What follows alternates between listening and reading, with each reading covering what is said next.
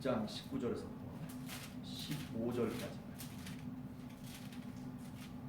마가복음 1장 9절에서부터 15절까지 마가복음 1장 9절에서 15절까지 우리 같이 한 목소리로 합독하겠습니다. 시작.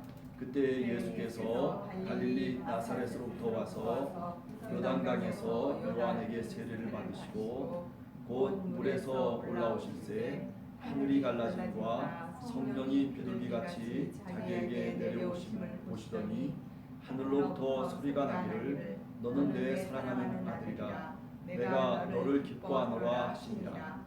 성령이 곧 예수를 광야로 몰아내신지라. 광야에서 40일을 계시면서 사탄에게 시험을 받으시며 들짐승과 함께 계시니 천사들이 수종 들더라.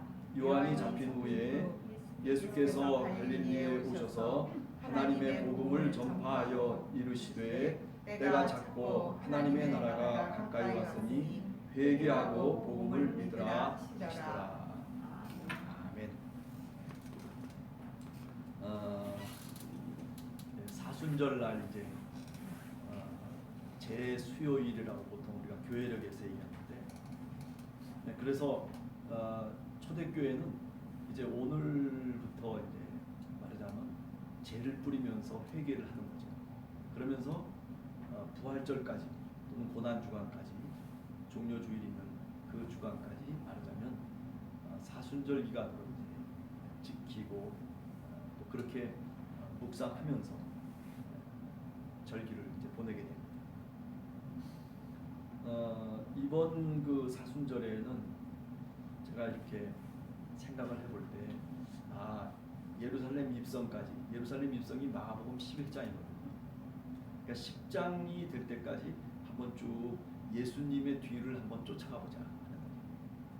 도대체 예수님이 어디를 가셨고 또 어떤 얘기들을 많이 하셨고, 조금 새로운 관점에서 지금까지 우리가 이렇게 늘 들어왔던 어떤 그 이야기가 아니라 조금 각도를 이제 바꾸어서 좀 약간 삐딱하게 이렇게 한번 바라보는 그런 어떤 기간을 한번 마가복음을 통해서 예수님의 뒤를 쫓아가려고 이렇게 생각을 하고 있습니다. 우선 마가복음에서 우리가 첫 번째 본문으로 삼은 것이 오늘 읽은 마가복음 1장 9절에서부터 15절까지, 사실은 이 속에 수많은 내용이 있지만은 그러나 한 두 가지 정도를 우리가 기도의 제목으로 삼으려고 합니다. 제일 먼저 생각할 수 있는 것은 예수님께서 나사렛으로부터 요단강의 세례자 요한에게 세례를 받으러 왔다라고 하는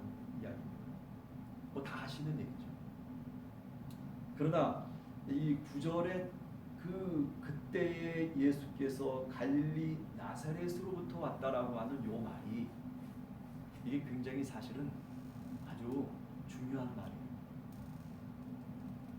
그 전에 1장 5절을 보면 많은 사람들이 세례자 요한에게 나올 때 어디서부터 나왔냐면은 온 유대 지방과 예루살렘에서부터 사람들이 왔다라고 그렇게 이야기를 하고 있어요. 마가복음을 쓰는 그 마가가, 그러나 예수님은 어디로부터 왔다고 되어 있냐면 저 갈릴리 나사렛으로부터 왔다고 되어 있어요. 사실은 이거를 대조시켜 놓은 거예요. 그래요. 예수님은 어디서 오시는 분이냐면 저 화려한 예루살렘에서부터 오는 분이 아니라, 우리가 누가복음이나 마태복음에 보면 예수님이 말 부위에 태어나시잖아요. 그죠? 그거와 똑같은 장면을 사실은 이렇게 마가복음에서도 사실은 보이지 않게 우리들에게 얘기하고 있는 거예요. 그러니까 기독교의 시작이라고 하는 것, 또는 예수님의 복음의 시작이라고 하는 것이 과연 어떤 성격을 갖고 있느냐라고 하는 출발점을 마가복음 1장도 우리들한테 말씀하고 있는 거예요. 그래서 세례 요한에게 많은 사람들이 나올 때는 온 유대와 예루살렘, 그러나 예수님은 거기서 오신 분이 아니에요. 세례자 요한에게 오늘 세례를 받으러 나오실 때도 많은 사람들이 그렇게 그런 불의 속에서, 그런 무리들 속에서 왔다고 얘기하지만, 그러나 주님은 갈릴리 나사렛으로부터 왔다. 네. 여러분, 우리가 이 사순절을 출발하면서 우리 마음이 어디로부터 예수님께 다가가야 되고 어디로부터 하나님께 다가가야 되냐면 바로 여기 갈릴리 나사렛이에요. 갈릴리 나사렛은 사실은 이름도 없는 곳이에요. 우리가 요한복음 1장에 보면 나다나엘이라고 하는 사람이 나오잖아요. 그죠? 그래서 자기 친구들을 불러내요. 야, 내가 예수를 봤다. 아니 메시아를 만났다. 그가 무화과 나무 밑에서 있었던 것을 예수님이 말씀하실 때 그가 깨달음을 갖고, 그리고 이분이 바로 내가 바라던 메시아구나. 그 나다나엘 얘기를 여러분들이 아마 요한복음 1장에서 알 거예요. 근데 그 나다나엘이 뭐라고 얘기하냐면 자기 친구가 와가지고 이제 얘기를 하는 거예요. 아니 야, 내가 이런저런 사람을 예수를 아는데, 그런데 나사렛 예수다라고 얘기하니까 뭐라고 얘기하면, 아니 나사렛에서 무슨 선한 것이 날 수 있냐고 그렇게 얘기하잖아요. 여러분 기억하세요? 나사렛이라고 하는 곳은 어떤 선한 것, 어떤 좋은 것이 거기로부터 나올 수 있는 그런 동네가 아니에요. 이름 없는 동네. 네.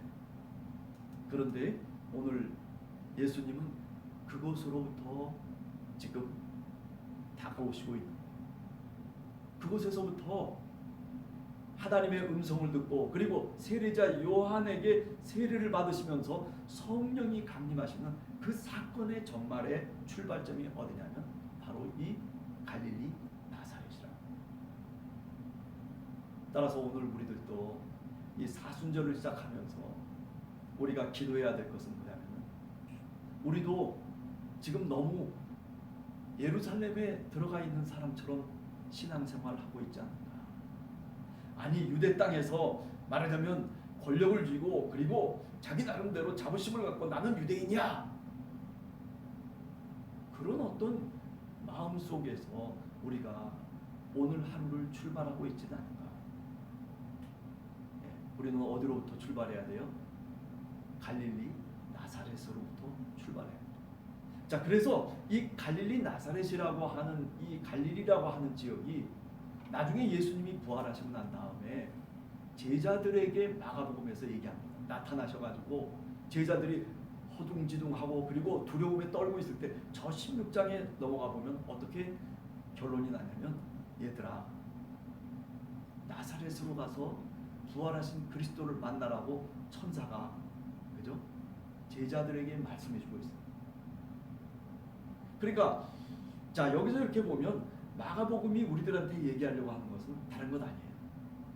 예수님을 만날 수 있는 장소는 어디냐면 바로 갈릴리 나사렛이라고. 사순절을 시작하면서 내 마음은 도대체 어느 곳에 내 마음이 있는지를 한번 우리 스스로 점검해 봐야 돼요. 높아졌다면, 아니 나는 예루살렘에 가까이 있는 사람이라면 빨리 방향을 돌려서 어떻게 해요? 갈릴리로 가야 돼요. 유대 땅에서 살고 있다면, 아니에요. 주님을 만나려면 어디로 가야 되냐면 갈릴리로 가야 돼요.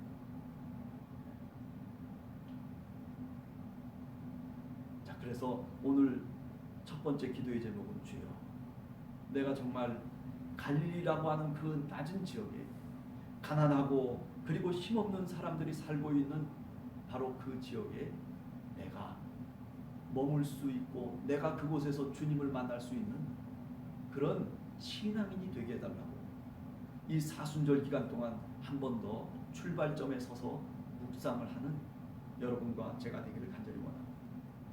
자, 그 다음에 두 번째는 그런 거예요. 자, 그러면 정말 이렇게 낮은 자리에서부터 출발하는데, 그러면 이제 세례자 요한에게 세례를 받으러 갔을 때 10절의 내용을 한번 보면 이렇게 돼 있어요. 물에서 세례를 받고 올라오실 때 하늘이 갈라지고 그리고 성령이 비둘기같이 자기에게 내려오심을 받아. 아니 왜 성령을 비둘기로 얘기했을까요? 오늘 질문을 많이 할 것 같아요. 그렇죠. 성령이 비둘기고 비둘기는 평화의 상징이고 뭐 비둘기는 근데 비둘기라고 하는 게 사실은 이렇게 비유적으로 쓰일 수 있는 그런 어떤 짐승이 아니에요. 우리가 구약 성경을 통해서 보면 비둘기라고 하는데 언제 쓰이는 거예요? 노아의 방주에서 뭐 까마귀가 나오고 비둘기가 나오고 뭐 그렇기 때문에 비둘기라고 하는 게 뭐 길조 있는 동물이다 새 중에 뭐 어떻다 아니에요. 비둘기 우리 있잖아요. 이 부엌에 그 환풍기 있잖아요. 하루가 지나다 하고 늘 비둘기가 3마리가 와가지고 거기다가 집을 만드는 거예요. 또 환풍기 틀고 또 환풍기 틀고. 비둘기는 귀찮은 존재예요. 구약 성경에서도 정말 비둘기가 어디에 딱 쓰여지고 있냐면 물론 레위기에 나오는 게 있어요. 그죠? 어떤 사람들이 제물을 하나님께 번제물로 바칠 때 그때 좀 부유한 사람들은 뭐 송아지도 바치고 또 그다음에 양도 바치고 그리고 염소도 바치고. 그런데 예수님이 탄생하시자마자 8일 만에 할례를 받으시면서 그러면서 예수님이 번제물로 뭐를 드렸어요? 그때 비둘기를 드렸다고 그렇게 돼 있어요. 그러니까 비둘기라고 하는 건 어떤 뜻이냐면 여기서의 얘기는 굉장히 못 살고 가난한 사람들이 하나님께 드리는 제물이에요. 성령이 비둘기같이 주님의 머리 위에 내려앉았다라고 하는 것은 지금 아까 갈릴리 나사렛이라고 하는 의미와 사실은 일맥상통하는 의미예요.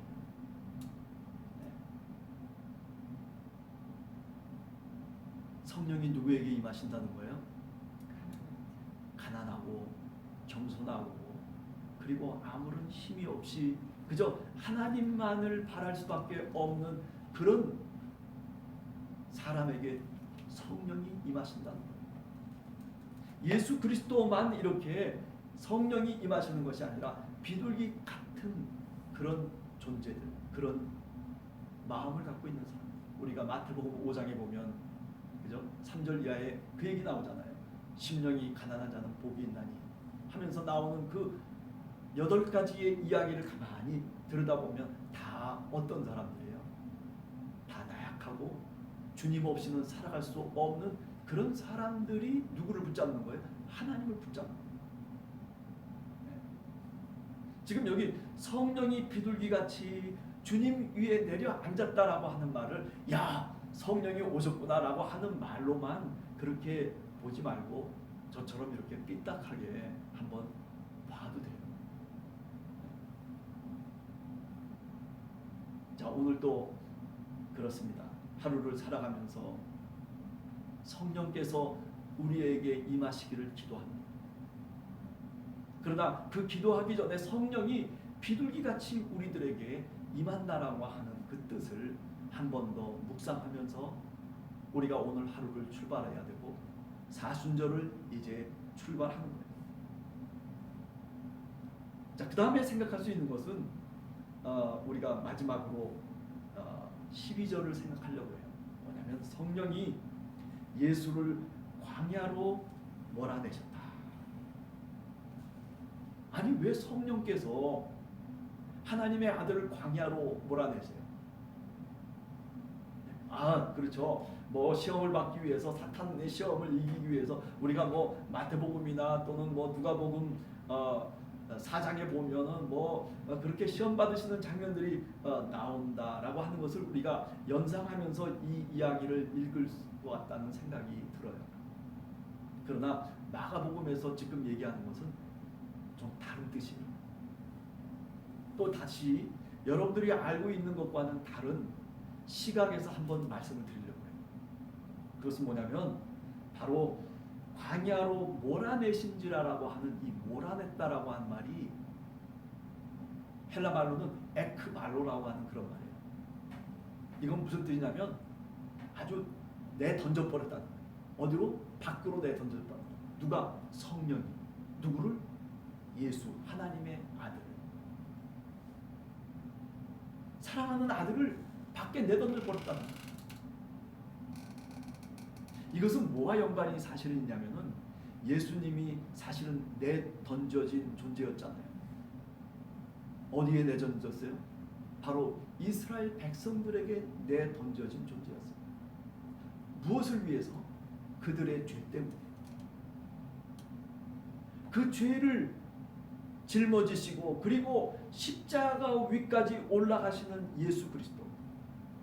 하나님으로부터 어쩌면 내던져진 존재. 그래서 엘리 엘리 라마 사박다니, 아버지여 아버지여 어찌하여 나를 버리시나이까 할 때 내버린다라고 하는 말과 같은 말이에요. 그러니까 여기 지금 마가복음이 얘기하려고 하는 것, 그 의미를 우리가 잘 알아야 돼요. 성령께서 예수를 저 광야로 내몰았다라고 하는 것은 역사적 사실일 뿐만 아니라 여기에는 신학적 의미가 있는 거예요. 예수 그리스도가 가야 되는 인생의 경로가 그렇다는 거예요. 하나님의 뜻이 그렇다는 거예요. 이것은 어느 누구도 막을 수 없어요. 사탄도 와서 시험할 수가 없어요. 시험한다는 게 사탄을 이 예수 그리스도의 그 어떤 위대한 자격을 시험하는 것이 아니라 하나님의 구속의 섭리를 시험하는 거예요. 시험할 수가 없어요.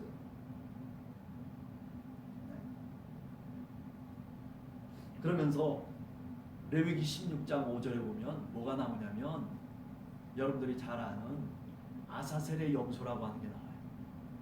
그죠?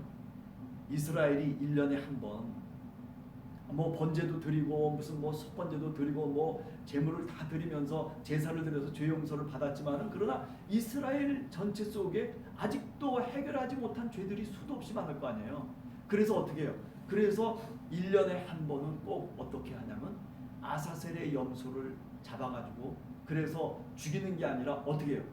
저 광야로 내몰아가지고 그래가지고 던져버려요.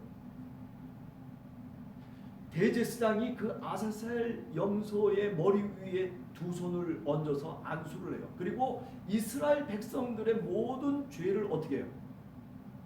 그 아사셀의 염소에다가 다 전이를 시켜요. 그리고 그 염소를 어떻게 해요? 저 광야로 아무도 살지 않는 그곳으로 그냥 내던져 버리고 말아요. 그러면 어떻게 해요? 그 아사셀의 염소는 그 광야 속에서 헤매다가 그저 가시덤불에도 찢어지고 그리고 양떨어지에도 떨어지고, 그 아사셀 염소가 그렇게 죽으면서 그러면서 이스라엘의 죄를 짊어지고 가는 거예요. 지금 이 이야기는 그런 심각한 이야기입니다.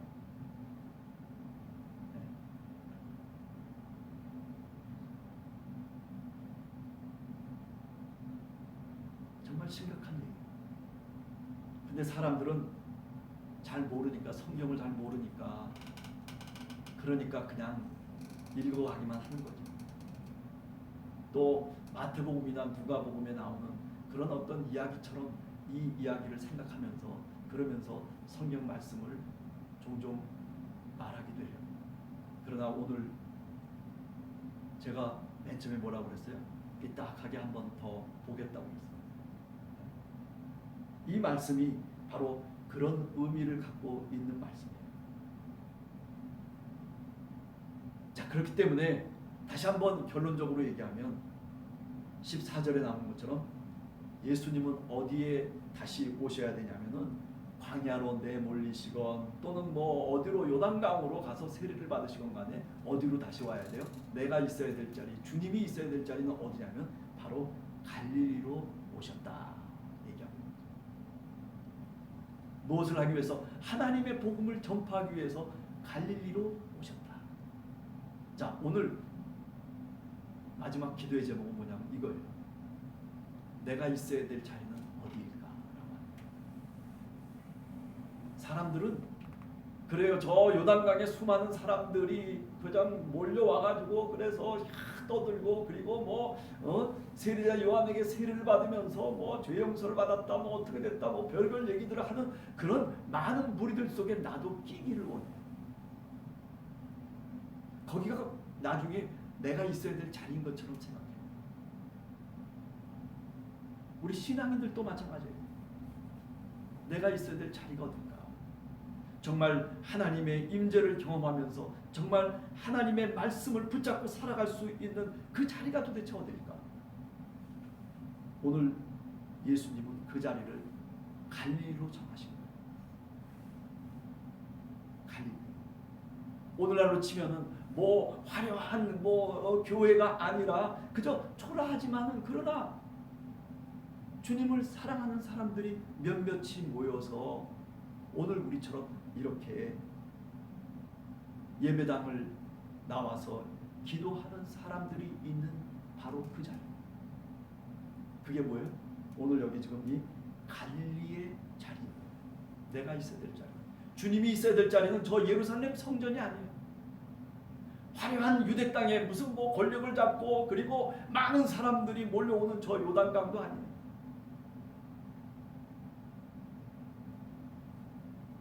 어둡지만 그러나 그 어두움 속에서 빛을 발하며 살아가고 있는 사람들이 있는 바로 그 자리가 오늘 이 갈릴리인 줄로 믿습니다. 나는 어느 자리에 있어야 될까? 나는 어느 곳이 하나님을 만나는 바로 그 장소일까? 여러분들 그 장소를 꼭 가지셔야 돼요. 그게 꼭 어떤 장소적인 의미뿐만 아니라 그것은 시간적인 의미도 있는 거예요. 이제 사순절을 시작하면서 그래요. 이런저런 오늘 성경 본문을 한번 다시 여러분들이 묵상하면서 사순절의 출발을 저와 함께 예수님의 그 모습을 한 번 더 새롭게 발견하는 그런 사순절 기간이 되기를 간절히 주님의 이름으로 축원합니다. 기도하겠습니다. 하나님 아버지 감사합니다.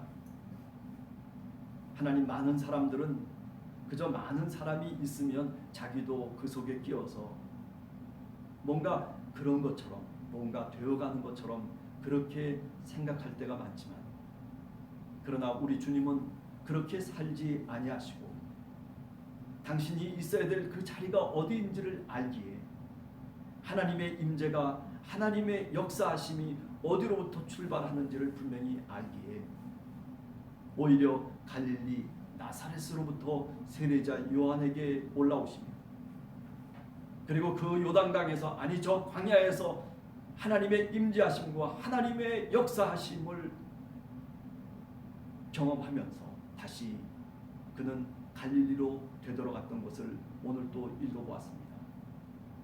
하나님, 우리가 있어야 될 자리가 어느 곳인지 하나님, 정말 낮고 그리고 연약한 사람들이 하나님을 꼭 필요로 하며 하나님의 임재하심을 손으로 붙잡고 살아갈 수밖에 없는 그런 힘없는 우리 자신들을 하나님 주님 앞에 다시 맡겨드립니다. 사순절을 시작하며 하나님, 내가 있어야 될 자리에 내가 있을 수 있도록 도와주시옵소서. 하나님, 내가 걸어가야 될 그 자리에 하나님 성령께서 우리와 함께 동행해 주시옵소서.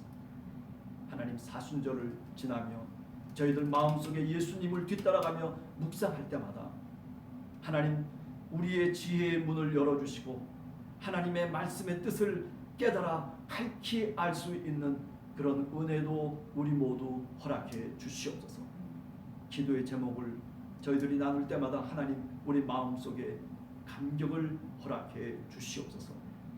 예수님의 이름으로 간절히 기도하옵나이다. 아멘. 우리 같이 함께 주기도문으로 마치도록 하겠습니다.